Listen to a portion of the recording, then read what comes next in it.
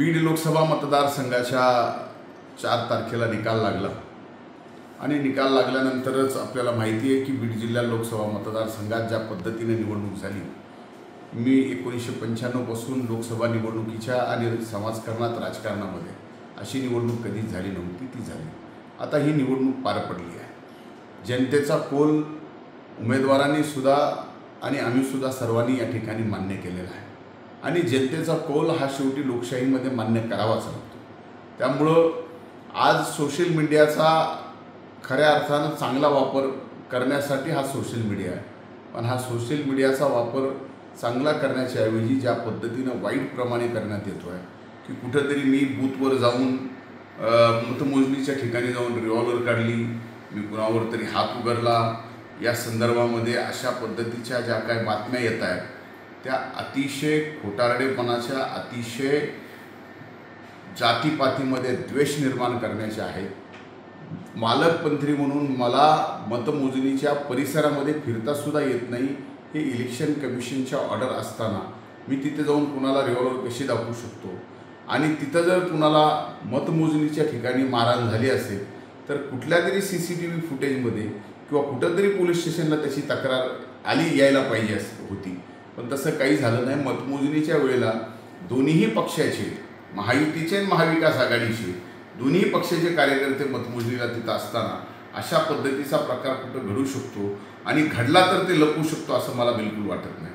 त्यामुळे माझे हात जोडून विनंती आहे की अशा प्रकारे खोटे अपप्रचार बंद करा। आणि एवढंच नाही तर माझी दोन्ही महायुती आणि महाविकास आघाडीच्या सर्व सामान्यातल्या सामान्य गाव पातळीवरच्या कार्यकर्त्याला विनंती आहे, हात जोडून या जिल्ह्याचा पालकमंत्री म्हणून, की सामाजिक सलोखा आपल्यालाच या ठिकाणी कायम ठेवावा लागणार आहे। निवडणूक झाली, जय पराजय झाला, महाविकास आघाडीचा जय झाला, आमचा पराजय झाला, तो आम्ही स्वीकारला।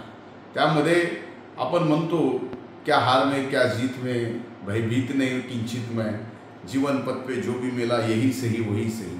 पण या अशा पद्धतीनं आपण सामाजिक सलोखा पूर्णपणानं बिघडवणं, आमच्या महायुतीच्या उमेदवाराच्या बाबतीत, माझ्या बाबतीत अतिशय अश्लील प्रकारचे फेक व्हिडिओ तयार करून या ठिकाणी ज्या पद्धतीनं सामाजिक सलोखा बिघडवला जातो आहे, आमच्या बाबतीतही अतिशय आमची प्रतिमा एकदम वेगळी या ठिकाणी करण्याचा प्रयत्न केला जातो आहे।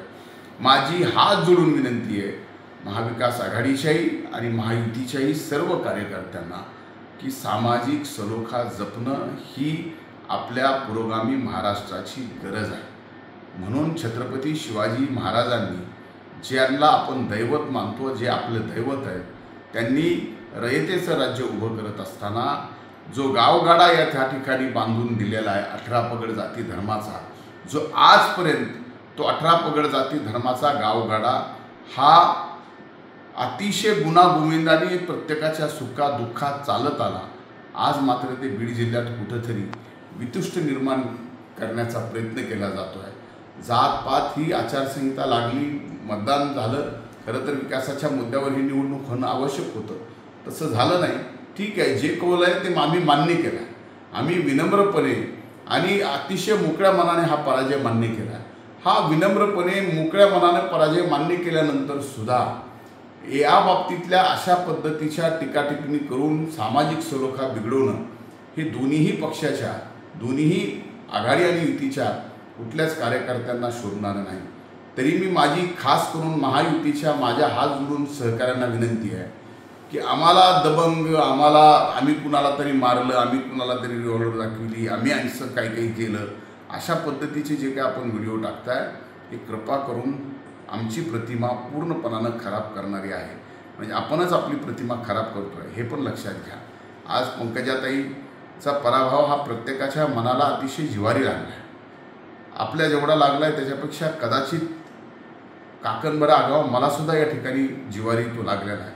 पण शेवटी लोकशाहीमध्ये लोकांचा जो काही मानस आहे तो आपण मान्य करायला पाहिजे, तो आपण मान्य केलेला आहे। आपला पराभव झाला, आपण मोठ्या मनानं मान्य केला आहे।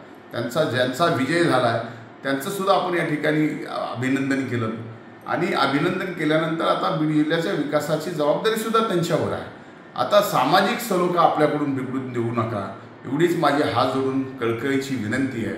शेवटी आपण सर्वजण आपलं दैवत छत्रपती शिवाजी महाराजांचे आपण सर्वजण अनुयायी आहोत. 350 वर्ष जो गावगाडा 18 पगड जाती धर्माचा सुखादुःखानं गुणागोविंदाने आनंदाने या ठिकाणी राहिला जपला, आज तो कुठंतरी बिघडवायचा काही जण प्रयत्न करतात.